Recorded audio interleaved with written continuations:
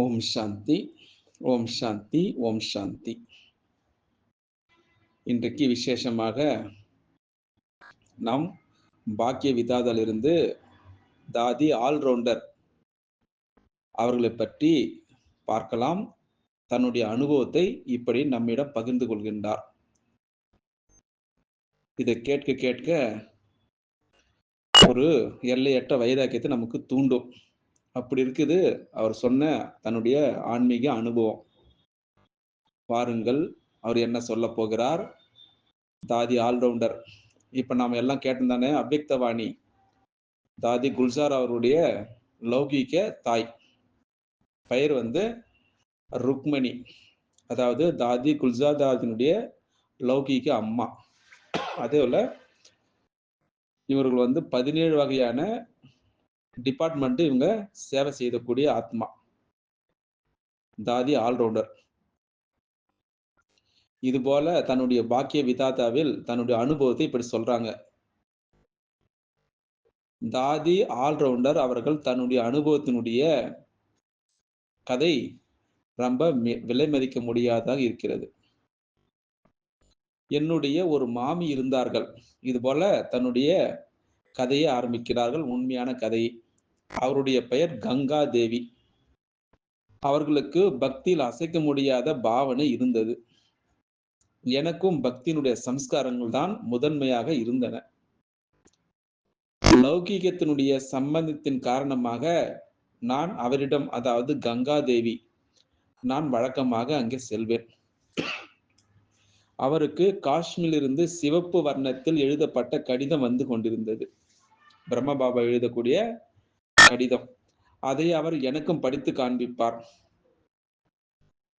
அது கேட்கும் பொழுதே உள்ளுக்குள் எனக்கு அமைதி பரவிவிடும். அதன் கூடவே ஒரு வெளிச்சம் உள்ளுக்குள்ள சுழலும். அந்த கடிதத்தை மீண்டும் மீண்டும் படிக்க எனக்கு ஆசை ஏற்பட்டது. கடிதத்தை கேட்கக்கூடிய ஆசையினால் நான் அப்படி இப்படி என்று அடிக்கடி அவரிடம் செல்வதை வழக்கமாகி கொண்டேன். பாபாவுடைய நெற்றில் வெள்ளை ஒளி வட்டம் ஜொலித்துக் கொண்டு இருந்தது. ஒரு முறை என்னுடைய மாமி பாபாவை ஒரு மகான் மனிதர் என்றறிந்து அவரை தன்னுடைய வீட்டிற்கு வர சொல்லி இருந்தார். பாபா, ஓம் ராதே, தியானி போன்ற 30 பேர் ஒரு பஸ், அதாவது பேருந்து நிறைய அவருடைய வீட்டிற்கு இங்கு வந்தார்கள். பாபாவும் ஓம் ராதான யாரு? அம்மா. அவங்க சித்தி தான் தியானி. அவங்க எல்லாரும் இது போல 30 பேர் கங்காதேவி வீட்டிற்கு பஸ்ல வந்து விட்டார்கள். அப்ப நானும் அங்கு போய் சேர்ந்தேன். முதல் நாள் சத் சங்கம் ஆரம்பமான பொழுது முன்னால் ஒரு நாற்காலியில் பாபாவை பார்த்தேன் என்றால், பாபாவுடைய நெற்றில் வெள்ளை ஒளி வட்டம் ஜொலித்துக் கொண்டிருந்தது போல எனக்கு தோன்றியது. அந்த ஒளி வட்டத்தில் மிகுந்த கவர்ச்சியிலிருந்து நானும் இமைக்காமல் அதனையே பார்த்து கொண்டே இருந்தேன். இவர் போன்ற மகான் மனிதரை நான் ஒருபொழுதும் பார்த்ததே கிடையாதே. என்னுடைய மனதில் சிந்தனைகள் வந்து கொண்டே இருந்தது. குரு இல்லாமல் கதி, அதாவது நல்ல நிலையில் அந்த உலகில் நல்ல நிலை கிடையாது. பக்தியில் மோட்சம் என்ற பொருள்படும். இல்லை என்றால் நான் கேள்விப்பட்டிருந்தால் குருவாக யாரையாவது ஏற்றுக்கொள்ள வேண்டும் என்னுடைய வாழ்க்கையில் லட்சியம் இருந்தது. ஏன் இந்த மகான் மனிதரை குருவாக ஏற்றுக்கொள்ளக்கூடாது என யோசித்துக் கொண்டே இருந்தேன். அந்த நொடியே அவரை குருவாக ஏற்றுக்கொள்வதற்கான எனக்கு திட எண்ணம் செய்து கொண்டேன். யார் சொல்றாங்க? தாதி ஆல்ரவுண்டர் சொல்றாங்க. இப்படியாக யோசித்து யோசித்தவாறே அன்றைய சபை முடிவடைந்து விட்டது. எத்தனை நாட்கள் பாபா அங்கிருந்தாரோ நானும் அங்கேயே தான் இருந்தேன். அடுத்த நாள் அமிர்த வேளையில் பாபாவும் சரி, தியானி சகோதரிக்கு இந்த குழந்தைக்கு, அதாவது வரைபடம் புரிய வையுங்கள் அப்படின்னு சொன்னார். ஆங்கிலத்துல மேப்னு சொல்லுவாங்க. அமிர்த வேலை சத் சங்கத்திற்கு பிறகு பாபா எனக்கு 3 உலகத்தினுடைய அந்த வரைபடத்தை புரிய வைத்தார். பாபா புரிய வைத்திருக்கிறார். பாபா காலையும் மாலையும் சத் சங்கம் செய்வார். பாபாவுடைய நெற்றில் ஒளி வட்டத்தை நான் பார்த்து கொண்டிருந்தாலே போதும், என்னுடைய மனதில் வந்து கொண்டே இருக்கும். பிறகு ஞானமும் சரி புத்தியில் சுழல ஆரம்பித்தது. அதனால் அதனை மீண்டும் மீண்டும் கேட்க ஆவலாக இருந்தது. இப்படியாக அனைவரும் ஒன்றாகவே இருந்த காரணத்தினால் அந்த நாட்களிலிருந்தே பாபா மற்றும் மற்ற சகோதரிகளுடன் கூட அன்பு ஏற்பட்டு விட்டது எனக்கு.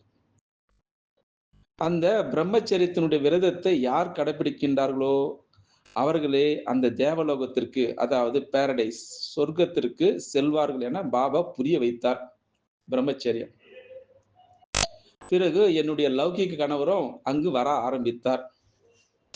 அதாவது தாதி குல்சார் தாதியுடைய லௌகிக அப்பா அங்க வந்தாராம். அவர் எப்பொழுது பாபாவிடமிருந்து ஞானம் கேட்டாரோ அப்பொழுதிலிருந்தே அவருக்கு பாபாவிட ஆன்மீக சம்பந்தம் ஏற்பட்டு விட்டது. நாங்கள் இருவரும் எண்ணங்களில் கூட ஒருவர் மற்றவருக்கு துணையாக இருப்போம், வாழ்க்கையை தூய்மையாக்குவோம் என இருவரும் உறுதிமொழி எடுத்துக்கொண்டோம். இப்படி எடுத்த ஆத்மாக்கள் பாருங்க, கடைசியில இந்த கதையை கேளுங்க, எப்படி நடக்க போகிறது கடையில பாருங்க கடைசியில. அப்பொழுதிலிருந்தே பாபாவினால் கூறப்பட்ட அந்த தாரணைகளை நாங்கள் கடைபிடிக்க ஆரம்பித்தோம். பிறகு பாபா திரும்பி சென்று விட்டார். ஆனால் கடித போக்குவரத்து இருந்து கொண்டேதான் இருந்தது எங்களுக்கு. இது போல ஹைதராபாத்தில், அதாவது சிந்து மாகாணத்தில் பாலகர் பவனம், பால் பவன் சொல்லுவாங்க, அது பேரு கட்டப்பட்டது. அங்கே எந்தெந்த குழந்தைகளுடைய தாய் தந்தையருடைய ஈஸ்வரிய ஞானத்தின் கல்வி இங்கு பயில ஓமண்டலுக்கு வருகின்றார்களோ அவர்களுடைய குழந்தைகள் விரும்பினால் அவருடைய குழந்தைகள் அந்த பால் பவனில் இருக்கலாம் என எங்களுக்கு செய்தி கிடைத்தது. நான் என்னுடைய ஒரே மகள் ஷோபா, அதாவது இப்ப நீங்க கேள்விப்பட்டிருப்பீங்க இல்லையா, தாதி குல்சார், அப்பொழுது அவளுக்கு ஏறக்குறைய 9 வயது இருக்கும். வேறு பள்ளியில் படித்துக் கொண்டிருந்தாள் அவள். அவளை அந்த பள்ளியில் இருந்து விடுவித்து அந்த பாலகர் பவனில் தங்கக்கூடிய விடுதியில் சேர்த்து விட்டேன். நானு எதிர்காலத்தை பற்றி யோசிக்கவே கிடையாது. இந்த ஈஸ்வரிய பள்ளியினுடைய, அதாவது தங்கி படிக்க கூடிய பள்ளி, அதாவது ஆங்கிலத்தில் போர்டிங் ஸ்கூல் சொல்லுவாங்க, படிப்பினை பார்த்து எங்களுடைய மற்ற உறவுக்காரர்களும் தங்கள் குழந்தைகளை அங்கேயே சேர்த்து விட்டார்கள். பாருங்கள் எப்படி ஆரம்பிக்கிறது பாரு. ஒரு குழந்தை உருவாகுவதற்காக எவ்வளவு சிரமப்படுகின்றார் பார் சிவபாபா. இது போல எல்லா குழந்தைகளும் அங்கே சேர்த்து விட்டார்கள். தாங்களும் இந்த இறைக்கல்வியை கற்க அங்கேயே சேர்த்து விட்டார்கள்.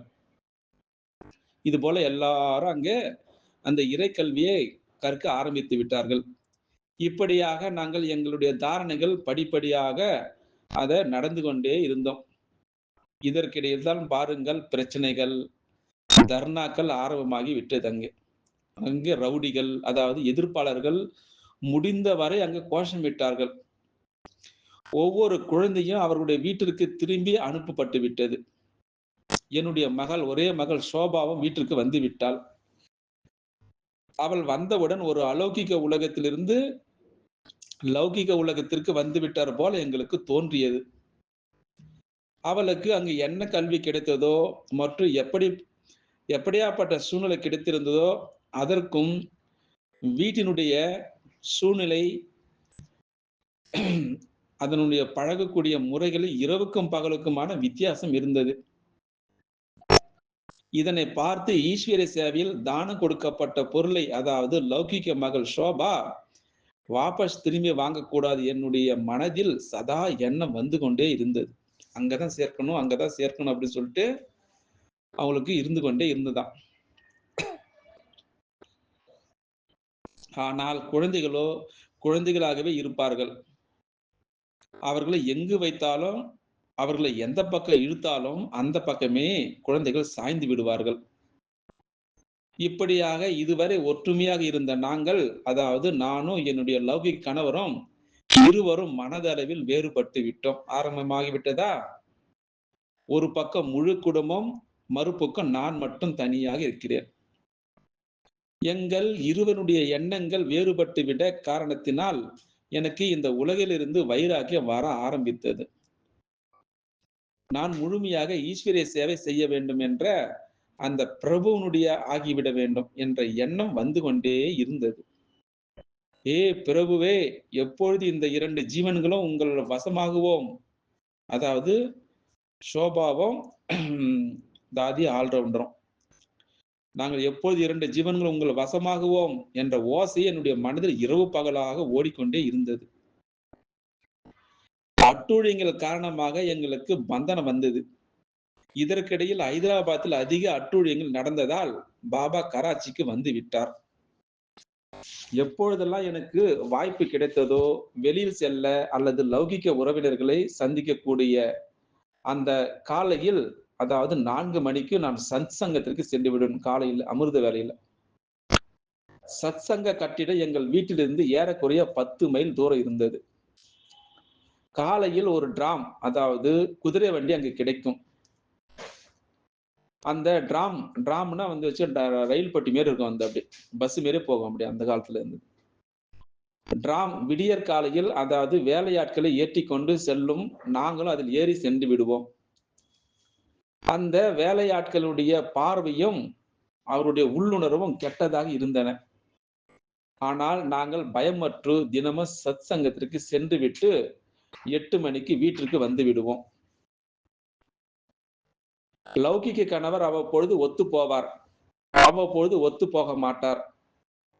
இப்படியாக போய்கொண்டிருக்கையில் வைராகி இன்னும் அதிகமாகிவிட்டது. அப்படி என்று தாதி ஆல்ரவுண்டர் சொல்கின்றார். போக போக அந்த சகவாசத்தினுடைய அதிக முயற்சி செய்து கொண்டிருந்தார்கள் மாயாவி உலகத்தில். என்னுடைய மகள் சோபாவையும் மற்ற லௌகிக உறவினர்கள் இந்த மாயாவி உலகத்தினுடைய பக்கம் இழுக்க அதிக முயற்சி செய்து கொண்டிருந்தார்கள். போக போக அந்த சகவாசத்தினுடைய உணவு பழக்கத்தினுடைய பிரபாவம் அவள் மீது பட்டுவிடக் கூடாது என்று யோசித்து இவளை இந்த மாயாவி, அதாவது சோபாவை இந்த உலகத்திலிருந்து காப்பாற்ற விட வேண்டும் என்று எப்படியாக என்னுடைய மனதில் உள்ளேயே சொல்லிக் கொண்டே இருப்பேன். இதனை பார்த்து லௌகிக உறவினர்கள் என் மீது இன்னும் அதிகமான கட்டுப்பாடுகளை விதித்தார்கள். ஏனென்றால் தன்னோடு சேர்த்து தன் மகளை இவள் கெடுக்கின்றாள் என அவர்கள் நினைத்தார்கள். ஈஸ்வரிய வழியில் கொண்டு செல்வதை அவர்கள் அப்பொழுது கெடுப்பதாக நினைத்தார்கள். அவர்கள் நான் சத்சங்கத்திற்கு போவது வருவதை தடுத்து விட்டார்கள். இப்படியாக என் மீது முழு கண்காணிப்பு இருந்ததால் நானும் என் ஈஸ்வரிய தாகத்தை தீர்ப்பதற்காக பகல் பொழுதில் ஏதேனும் ஒரு காரணத்தினால் வீட்டிலிருந்தே வெளியே வந்து விடுவேன். எவ்வளவு கஷ்டப்பட்டிருக்காங்க பாருங்க இந்த ஞானத்தை கேட்பதற்காக. இப்படியாக 2வது 3வது நாளில் சத்சங்கத்திற்கு வந்து சேர்ந்து விடுவேன். அவ்வப்பொழுது எங்கள் டிரைவருக்கும் கொஞ்சம் புரிய வைத்து அவருடைய உதவியும் பெற்றுக்கொள்வேன். அதனால் அவரே காரில் கொண்டு விட்டு வருவார். இப்படியாக சிறிது நாட்கள் நடந்து கொண்டே இருந்தன. ஆக எதுவரை இந்த விஷயம் மறைந்திருக்கும்? அனைவருக்கும் தெரிய வந்த பொழுது அனைவரும் மிகவும் பயமுறுத்தினார்கள் என்னை. வலுக்கட்டாயம் செய்தார்கள். ஏனென்றால் 50 உறுப்பினர்கள் உள்ள அந்த பெரிய குடும்பத்தில் நான் மிகவும் இளையவள். அந்த சமயத்தில் அவர்களுக்கு ஒன்றும் நான் கூறவில்லை. ஒரு மூலையில் அமர்ந்து, அதாவது சிவபாபா நினைவு செய்வேன். என்னுடைய காதுகளில், ஏன் பொறுமையா இருக்கின்றாய் தாயே, குருகுலத்தில் நான் வந்திருக்கின்றேன். துக்கம் கண்டிப்பு அதிகமாக அபலைகள் மீது இருப்பதை நான் பார்த்து கொண்டிருக்கின்றேன். ஏன் பொறுமையா இருக்கின்றாய் தாயே அப்படின்னு பாடலை அந்த காதில் ஒலித்துக் கொண்டிருக்கிறது. எப்பொழுதெல்லாம் இந்த பாட்டினை நான் பாடுகின்றனோ அப்பொழுதெல்லாம் பாபா ஆத்மாக்களாகி எங்களுக்குள் சக்தி நிரப்பிக் கொண்டிருக்கின்றார். அதன் ஆதாரத்தில் தான் நாங்கள் வாழ்ந்து கொண்டிருக்கின்றோம் என எனக்கு அனுபவமானது. கடைசியில் ஒரு நாள் இந்த சுயநலமான விகாரமான அந்த உலகத்தினை விட்டு ஈஸ்வரிய உலகத்திற்கு ஏன் சென்று விடக்கூடாது அப்படின்னு கேள்வி கேட்டால் தனக்குத்தானே. என்ன வந்து விட்டது எனக்கு? ஒருவேளை இவ்வளவு பிரச்சனைகள் வராவிடின் இந்த எண்ணமே எனக்கு வந்திருக்காது. இப்படியாக அந்த திட எண்ணம் செய்து அமிர்த வேலை 4 மணிக்கு சோபாவையும் தூக்கத்தில் எழுப்பி அவளையும் கூட்டிக் கொண்டு கராச்சி சத்சங்கத்திற்கு வந்து சேர்ந்து விட்டேன். காலையில 4 மணிக்கு. அப்போ சத்சங்கம் நடந்து கொண்டிருந்தது. பாபாவுடைய பார்வை என் மீது பட்டவுடன் பாபா கேட்டார், பிரம்ம பாபா, மகளே எப்படி வந்தாய் இந்த இடத்திற்கு? பிறகு மற்றவர்களுக்கும் கேட்டார்கள். பழைய உலகத்தின் வேலைகளை தியாகம் செய்து வந்துவிட்டேன் என்றேன். மகளே, இந்த சூழ்நிலையில் இவ்வளவு பிரச்சனைகள் நடந்து கொண்டிருக்கையில் நீ இங்கு எப்படி இருக்க முடியும் என பாபா என்னிடம் கேட்டார். இல்லை பாபா, இப்பொழுது என் கால்கள் சத்குருவுடைய வீட்டில் இருக்கின்றன. இவைகள் இனி எப்படி பின்வாங்கும் அப்படி நான் என்று சொல்லிவிட்டேன் அவரிடம். சத்குரு கிடைத்தவுடன் யாரும் துணையாக இல்லாவிடனும் முன்னே காலை வையுங்கள், யாரும் பின்வாங்காதீர்கள். பிறகு தயாநிதி பாபா மகளின் மீது பிரச்சனைகள் நடக்கின்றன. நல்லது. எப்பொழுது மகளே இவரே நான் தையல் வகுப்பில் இருப்பேன் என சொல்லும் பொழுது இப்பொழுதற்கு அங்கு இவரை இருக்க சொல்லுங்கள். சரி, மற்றபடி யாருன்னு கேட்டால் அவர் தையல் வகுப்பில் இருப்பதாக சொல்லிவிடுங்கள் அப்படின்னு பிரம்மா பாபா சொல்லிவிட்டார். இப்படியாக முழு நாளும் கடந்தது. யாரும் எங்கேயும் என்னை வாபஸ் இழுத்து கொண்டு போய்விடக் கூடாது அப்படி என்ற எண்ணம் எனக்கு வந்து கொண்டே இருந்தது. மாலை 6 மணி இருக்கும். ஒரு டாக்ஸி எடுத்துக்கொண்டு என்னுடைய கணவரும் மற்ற உறவினர்களும் வந்து விட்டார்கள் அந்த இடத்திற்கு.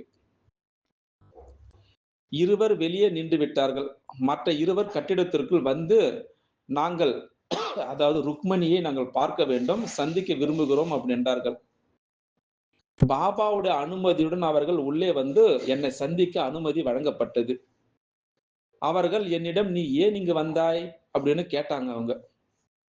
நான் சத்சங்கம் இல்லாமல் என்னால் இருக்க முடியாது. நாங்கள் இருவரும் அதாவது நானும் ஷோபாவும் இங்கேதான் இருப்போம். என் கையால் உழைத்து என் வாழ்க்கையை பார்த்து கொள்வேன். நான் தையல் வேலையை பார்ப்பேன் அப்படி என்று சொல்லி இதை கேட்டு அவருடைய கண்கள் கோபத்தால் சிவந்தன. நான் எங்கு நின்று அவர்களிடம் பேசிக் கொண்டிருந்தோனோ அந்த காம்பவுண்டுக்குள்ளாகவே அவர்கள் என் கை கால்களை பிடித்து இழுத்து கொண்டு தூக்கி கொண்டு போய் டாக்ஸியில் போட்டு விட்டார்கள். அந்த கார்ல டாக்ஸியில் என்னுடைய லௌகிக கொழுந்தனார், என் 2 மாமாக்கள் மற்றும் என் கணவர் என 4 பேரும் என்னை இறுக பிடித்து கொண்டார்கள். டாக்ஸி கிளம்பி விட்டது. நானும் என்னால் முடிந்தவரை அந்த டாக்ஸியில் இருந்து வெளியே வர முழு முயற்சி செய்தேன். இன்றைக்கு நான் இறந்து கூட போய்விடுவேன், ஆனால் உங்களோட வரமாட்டேன் அப்படின்னு சொல்லி கொண்டே இருந்தேன். என்னையே நான் கொன்று விடுவேன், ஆனால் இந்த நிலைமையில் நான் வீட்டிற்கு வரமாட்டேன் அப்படின்னு சொல்லிவிட்டேன். இதை கேட்டு முக்கியமாக என்னுடைய கணவருக்கு என் மீது இரக்கம் வந்து விட்டதோ இல்லை பயம் வந்து விட்டதோ என்னவோ, நீ தனியாக இருக்க விரும்புகின்றாயா அப்படின்னு கேட்டார். அவர்கள் என்னை 5 மைல் தொலைவில் உள்ள அவருடைய ஒரு நண்பனுடைய வீட்டிற்கு அதாவது பிளாட் அழைத்துக்கு அந்த வீட்டுக்கு சென்றார்கள். நாங்கள் உன்னை தனியாக வைக்கின்றோம், ஆனால் தற்கொலை செய்து கொள்ளாது அப்படி என்றார்கள் அவர்கள். என்னுடைய 4 விஷயங்களை கேளுங்கள் அப்படின்னு ஷோபா அவர்கள், அதாவது ஷோபாவுடைய தாய் அதாவது ஆல்ரவுண்டர் சொல்றாங்க. 4 விஷயங்கள். நான் தனியாக இருப்பேன், அதாவது யார் வாழ்க்கையை அசுத்தமாவதற்காக அழுத்தம் தரக்கூடியவர்களாக அவர்களோடு இருக்கவே மாட்டேன் அப்படி முதல் விஷயம் சொன்னாங்க. 2வது, பகலில் ஒரு முறை கண்டிப்பாக சத்சங்கம் செல்வேன். 3வது, ஷோபாவை மீண்டும் வீட்டிற்கு அழைத்து வர மாட்டேன். 4வது, அனைத்து நியமங்களையும் அதாவது பிரம்மச்சரியம், சுத்த உணவு போன்ற கடைபிடிப்பேன். நீங்கள் இந்த 4 விஷயங்களுடைய ஒப்புதல் கடிதம் எழுதி எனக்கு கொடுக்காவிடில் நான் தற்கொலை செய்து கொள்வேன் அப்படின்னு தாதி ஆல்ரவுண்டர் தன்னுடைய கணவரிடம் சொன்னார். அனைத்து உறவினர்களும் சென்று விட்டார்கள். என்னுடைய லௌகிக கணவர் மட்டும் என்னுடன் இருந்தார். நான் என்னுடைய முக்காடும் துணியை துப்பட்டா கொண்டு என்னுடைய கழுத்தை நெரிக்க ஆரம்பித்தேன். அவர் என்னிடம், நீங்கள் ஏன் வீட்டை விட்டு வெளியேற விரும்புகின்றீர்கள், ஏன் தற்கொலை செய்து கொள்ள வேண்டும் அப்படி என என்னுடைய கணவர் கேட்டார். அதற்கு நான் சத்சங்கத்தை விட முடியாது, நியமங்களை விட முடியாது, குழந்தையை ஈஸ்வரிய படிப்பு மற்றும் சேவைக்கு கொடுத்துவிட்டு வாபஸ் திரும்பி அழைக்க முடியாது. நீங்கள் ஒன்று என் பேச்சை கேளுங்கள், இல்லையே என்னை தற்கொலை செய்து விடுங்கள் அப்படி என்று சொன்னார். அப்பொழுது இரவு நேரமாக இருந்தது. எதுவும் பெரிய பிரச்சனையாக விட போகிறதோ, தற்கொலை எதுவும் செய்துவிடப் போகிறாளோ அப்படின்னு நினைத்து 4 விஷயங்களுக்கும் ஒப்புதல் கடிதம் எழுதி கொடுத்து விட்டார். இந்த பிரபாவம் என்னுடைய லௌகிக கணவருக்குள் விழுந்த அந்த அழியாத ஞானத்தின் விதையால் நான் இப்படி நினைக்கிறேன். அடுத்த நாள் காலையில் 4 மணிக்கு அமிர்த வேளையில் அந்த தனியான கட்டிடத்திலிருந்து என்னை அவர் சத்சங்கத்திற்கு அழைத்து சென்றார். நான் அங்கு சென்றடைந்த பொழுது, நேற்றோ இவரை என்னை கை கால்கள் கட்டி தூக்கி சென்றார். இன்றோ காலையிலே இவர் எப்படி மீண்டும் இங்கு வந்தார்? என அனைவரும் ஆச்சரியம் அடைந்து விட்டார்கள். பிறகு ஷோபாவும் அங்கேயே இருக்க ஆரம்பித்தாள் அந்த சத்சங்கத்திலே. ஏறக்குறைய 2 மாதங்கள் இந்த 4 விஷயங்களிலும் சரியாகத்தான் போய்க் கொண்டிருந்தது.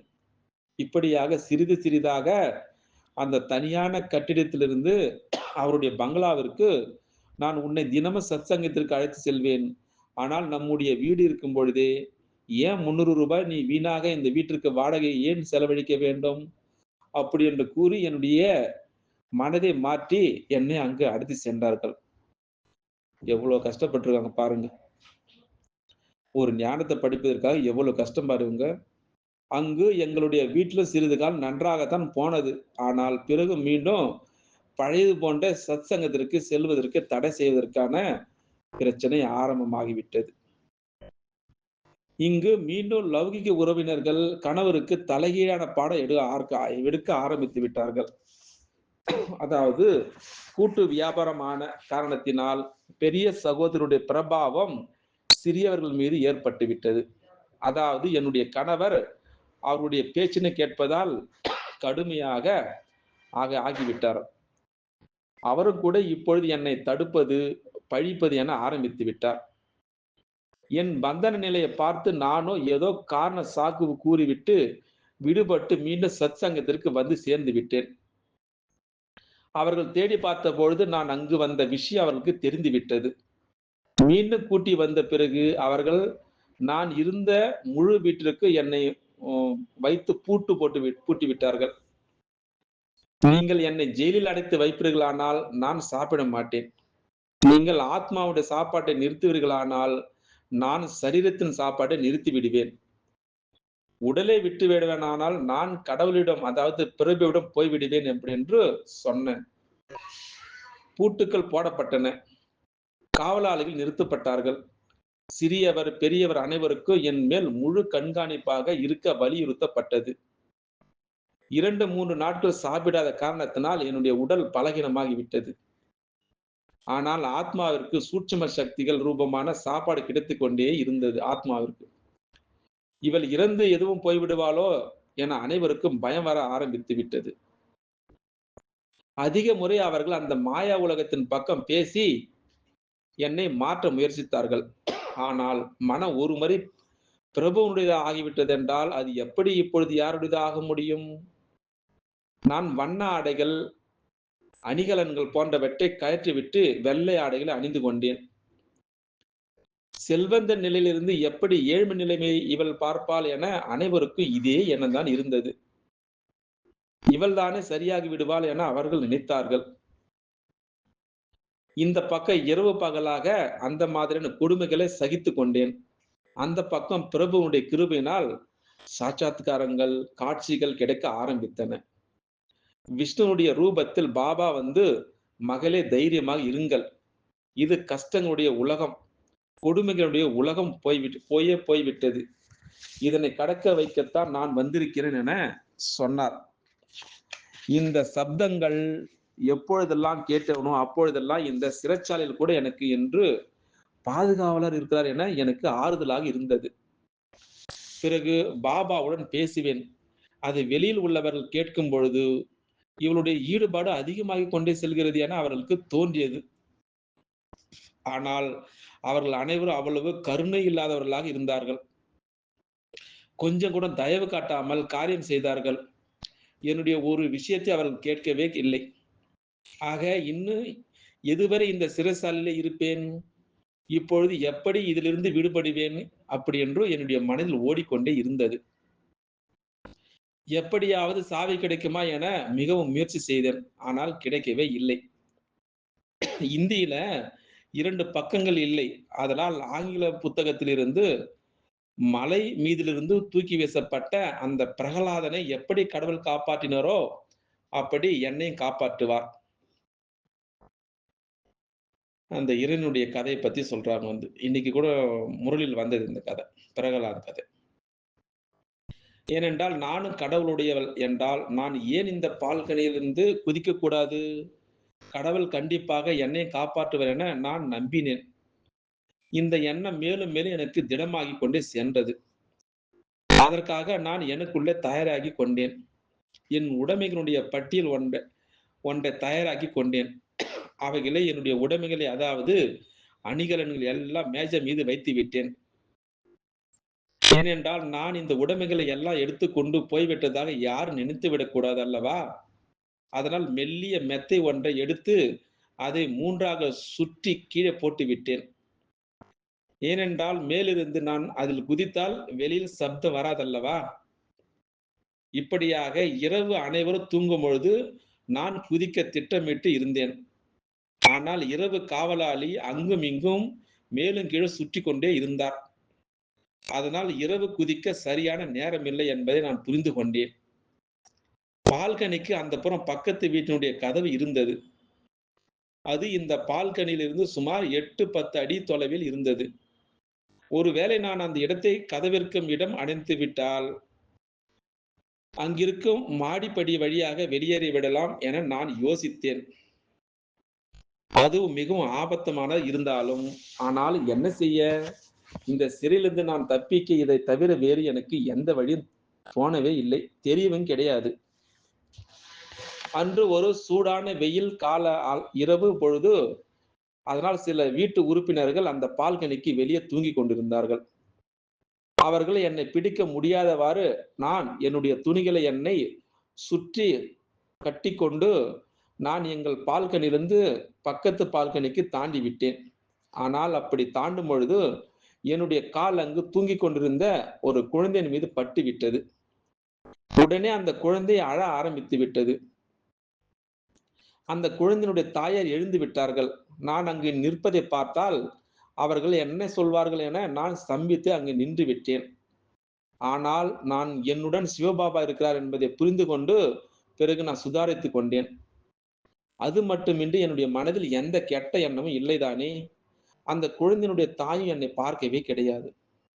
எவ்வளோ தூரம் அனுபவம் செய்யறாங்க பாருங்க ஈஸ்வர ஞானத்திற்காக. அதனால் என்னுடைய வழியில் நான் முன்னேறி சுவற்றில் அந்த லைட் சுவிட்சை தேடி போய்விட்டேன். அந்த அறையை விட்டு வெளியே வந்தபொழுது என் கை அந்த சுவற்றில் இருந்த சுவிட்சில் பற்றி விட்டது. ஆனால் நான் சுவிட்ச் ஆன் செய்த பொழுது வீட்டினுடைய உரிமையாளர் எழுந்து கொண்டார். சுற்றுமுற்றும் திரும்பி பார்த்தார். உடனே நான் சுவிட்ச் ஆஃப் செய்து விட்டேன். அவரும் மீண்டும் தூங்கிவிட்டார். நான் அந்த கதவை எங்கள் வீட்டு பால்கனியிலிருந்து பார்த்து அந்த கதவு பார்த்து விட்டேன். இந்த மாடிப்படிகளுக்கு எதிர்ப்புறத்தில் ஒரு உணவகம் இருந்தது. அங்கிருந்து இரைச்சல் வந்து கொண்டே இருந்தது. நான் மாடிப்படி வழியாக இறங்கி வந்து விட்டேன். நீயே என் பாதுகாவலராகவும் அன்பானவராக இருக்கும் பொழுது நான் எப்படி கஷ்டத்தை அனுபவிக்க முடியும் அப்படி என்ற எண்ணம் எனக்கு வந்து கொண்டே இருந்தது. என்னுடைய மனதுக்குள் ஓடிக்கொண்டே இருந்தது. நான் அந்த கதவினை திறக்க முயற்சித்தேன். ஆனால் முடியவில்லை. நான் அதிக அளவு சிவபாபா நினைவு செய்தேன். எப்பொழுது முன்னேற ஒரு அடி எடுத்து விட்டேனோ இனி பின்வாங்குவது கிடையாது. அப்படி என செய்து விட்டேன். என் பாதுகாவலரோ என்னை காப்பாற்றுங்கள். மீண்டும் கதவை திறக்க முயற்சித்தேன். என்னுடைய கை கதவினுடைய தாழ்பால் மீதும் பட்டது. நான் நகர்த்தினேன். கதவு திறந்து கொண்டது. எதேச்சையாக காவலாளி எனக்கு முதுகு காட்டியபடி முன்னாடி நடந்து போய்கொண்டே இருந்தார். நான் வெளியே வந்து கதவை மூடிவிட்டேன். அந்த பால்கனியிலிருந்து தாண்டி குதிக்க வேண்டியிருந்தால் செருப்பு அணிந்ததால் சப்தம் வரும் என்பதால் செருப்பு அணியவில்லை. மனதிற்குள் நீங்கள் என் பாதுகாவலரும் அன்பானவரும் என்றிருக்கும் பொழுது நான் எப்படி துக்கத்தை அனுபவிப்பேன் என்று பாடிக்கொண்டே சாலையை கடந்து விட்டேன். இப்படியாக அந்த மழை நான் தப்பிப்பதை வரவேற்றது. போகக்கூடிய வழியில் ஒரு போலீஸ்காரை கடந்து போனேன். ஆனால் ஒரு பெண் இந்த நேரத்தில் ஏறக்குறைய 2 மணிக்கு ஒரு பெண் வெறுங்காலோடு மழையில் நனைந்தவாறு போகுவதை பார்த்து நான் எங்கு செல்கிறேன் என பார்க்க அவர்கள் என்னை பின்தொடர ஆரம்பித்தார்கள் போலீஸ். அந்த வழியில மேலும் போலீஸ்காரர்கள் இணைந்து கொண்டு பின்தொடர்ந்தார்கள். என் வீட்டிலிருந்து 3 மைல் தூரத்தில் ஒரு மார்க்கெட் இருந்தது. அங்கிருந்து தான் எனக்கும் எங்கு போக அங்க வண்டிகள் கிடைக்கும். அதுதான் என்னுடைய திட்டமாக கூட இருந்தது. அதாவது அங்கிருந்து ஒரு வண்டி எடுத்துக்கொண்டு ஆசிரமத்திற்கு போய்விடலாம் என்று நான் எண்ணியிருந்தேன். இப்படியாக அங்கு 8 போலீஸ்காரர்கள் இணைந்த பின் என்னை தடுத்து நிறுத்தி, "எங்கே செல்கிறாய்?" அப்படின்னு கேட்டார்கள். நான் சத்சங்கத்திற்கு செல்கின்றேன் அப்படின்னு அவர்கள் சொன்னேன். இந்த இரவு நேரத்தில் எந்த சத்சங்கத்திற்கு செல்கின்றாய் அப்படின்னு போலீஸ்காரர் கேட்டார்கள். நான் வண்டியை பிடிக்க எத்தனித்த போது போலீஸ்காரர்கள் அதை அந்த ஓட்டுநர்கள் என்னை எங்கேயாவது கொண்டு போய் விடுவார்கள் என நினைத்து, "வேண்டாம், இப்பொழுது போலீஸ் ஸ்டேஷனில் சென்று அமருங்கள். காலையில் விடிந்தவுடன் போய்க் கொள்ளலாம்" அப்படி என்றார்கள். நான் சரியில்லாத ஆடை, வெறும் காலான அந்த பார்த்த அவர்கள் போலீஸில் நான் நல்ல பெண்ணில்லை அப்படின்னு அவர்கள் நினைத்தார்கள். நான் அவர்கள் கூறியதை நான் மறுத்துவிட்டு நடக்க ஆரம்பித்தேன்.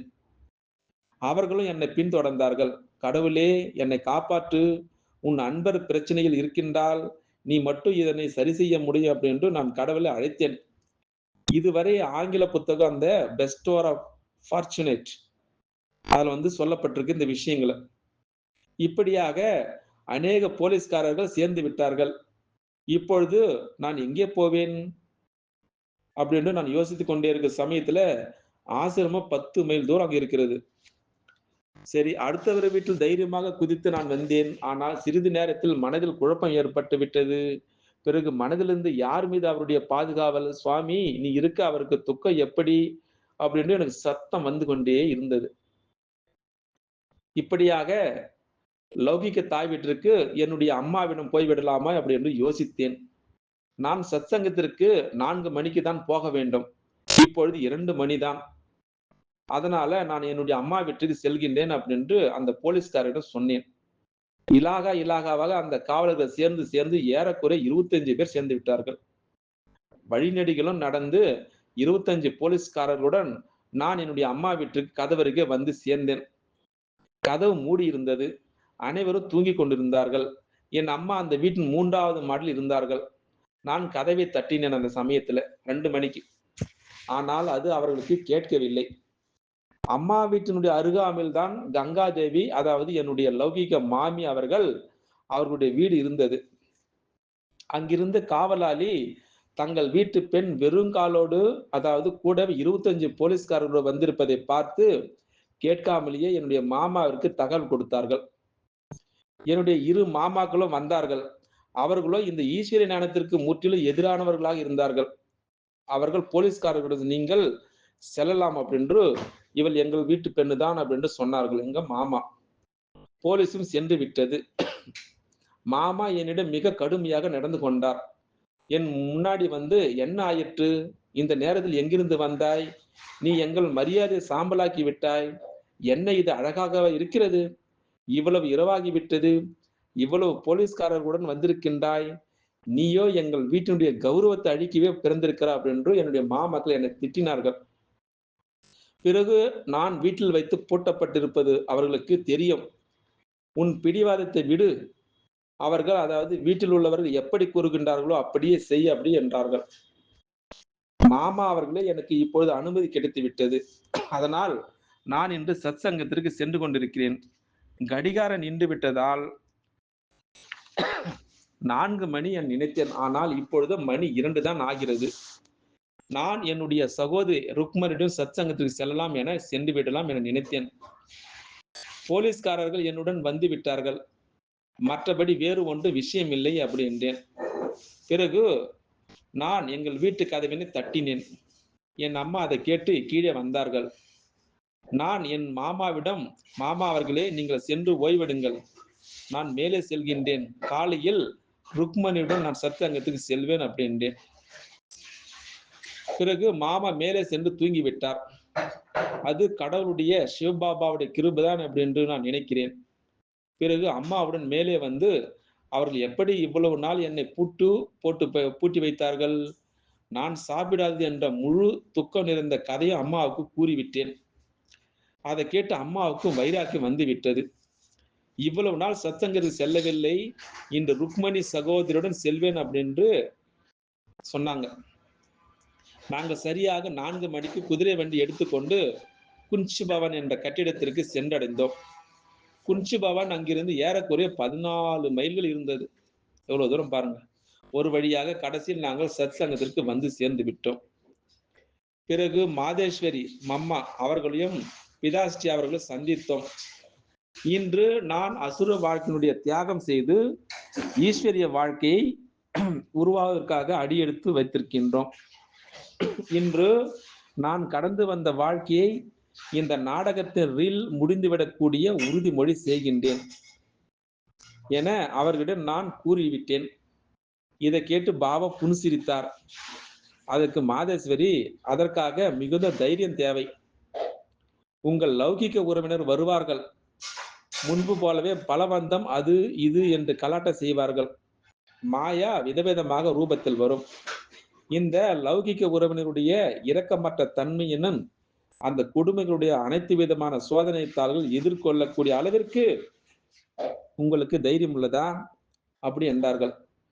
என்னுடைய நிச்சயத்தினுடைய அஸ்திவாரத்தின் திடத்தன்மையை பார்ப்பதற்காக மாதேஸ்வரி அவர்கள் எப்படி பல விஷயங்களை கேட்டார்.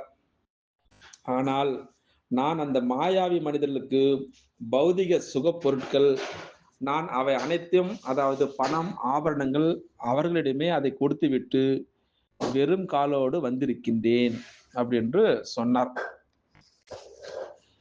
ஈஸ்வரை சந்திக்க அடியெடுத்து உள்ளேன். இன்று இது என்னுடைய உறுதிமொழி. ஏ பிரபு, நீங்கள் எங்கு அமர்த்துவீர்களோ, என்ன சாப்பிட கொடுப்பீர்களோ, எப்படி வைப்பீர்களோ அப்படி இருப்பேன் அப்படி என்றேன். இதை கேட்டு மாதேஸ்வரி அவர்களும் பிதாஸ்ரீ அவர்களும் புன்சிரித்தார்கள். அந்த நாளிலிருந்து நான் குன்சி பவனில் தான் இருந்தேன். அந்த நாள் எனக்காக பழைய உலகிலிருந்து இறந்து புதிய உலகில் வாழ்வதற்கான நாளாக இருந்தது.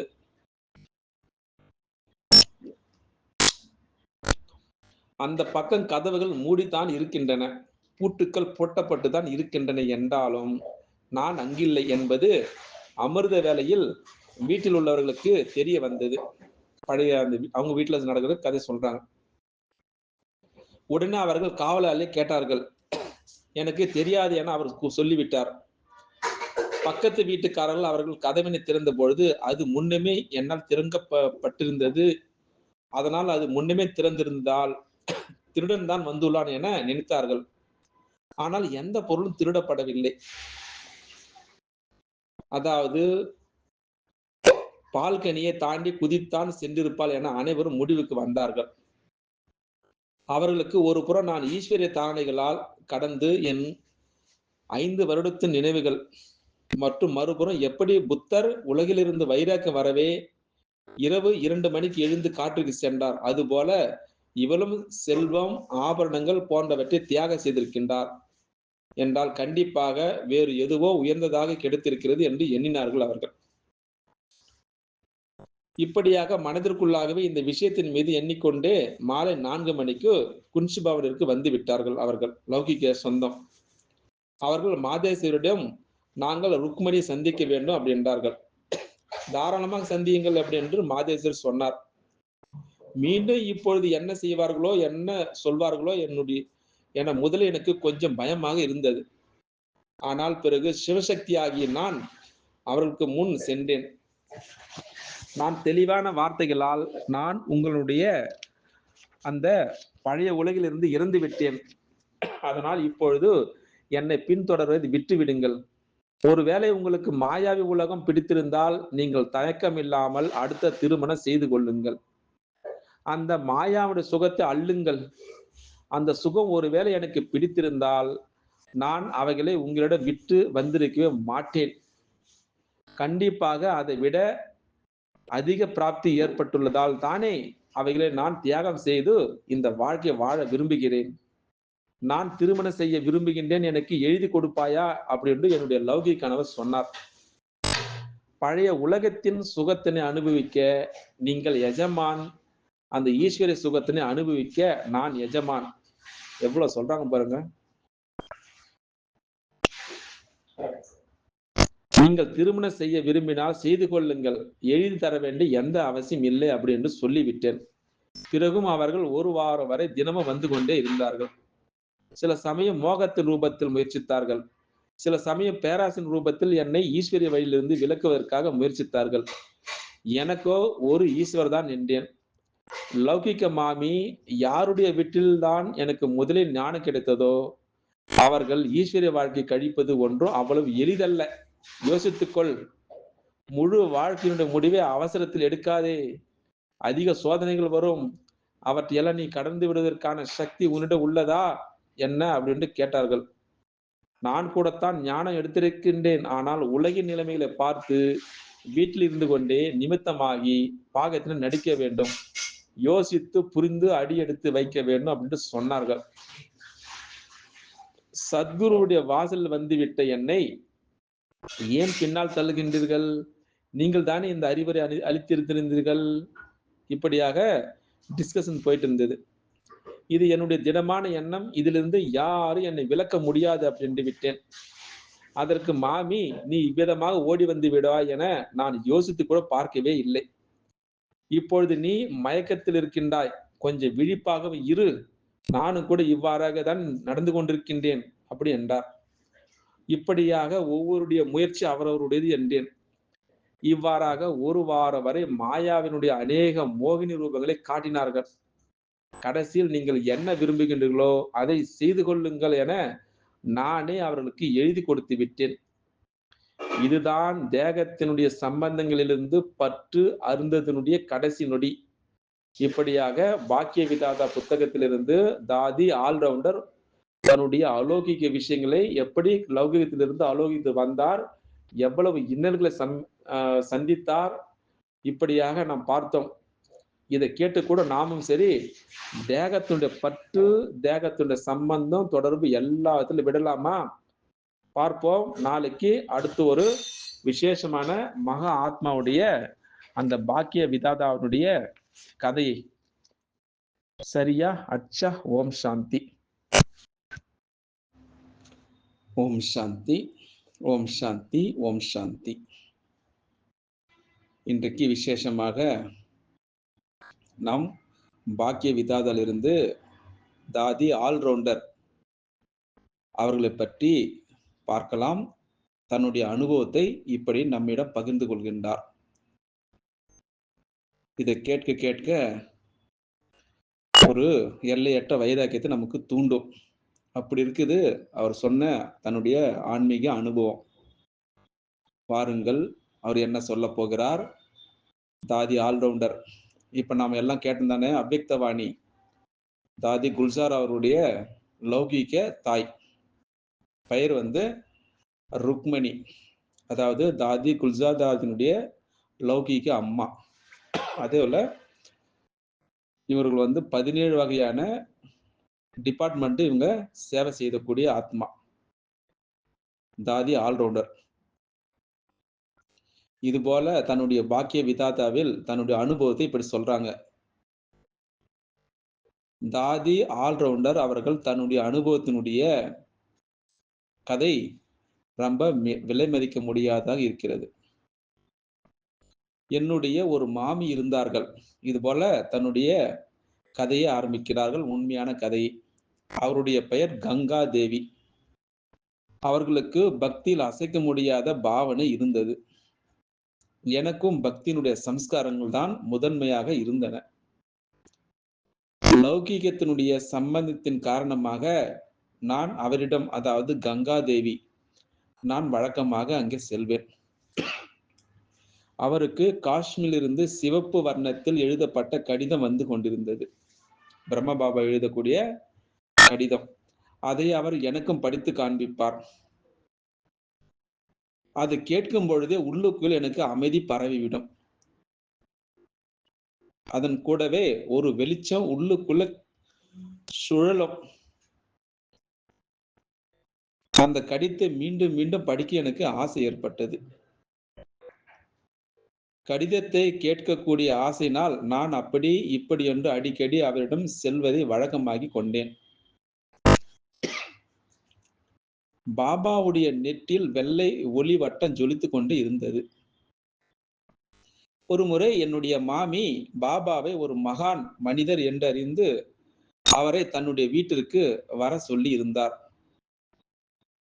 பாபா, ஓம் ராதே, தியானி போன்ற 30 பேர் ஒரு பஸ், அதாவது பேருந்து நிறைய அவருடைய வீட்டிற்கு இங்கு வந்தார்கள். பாபாவும் ஓம் ராதான யாரு? அம்மா.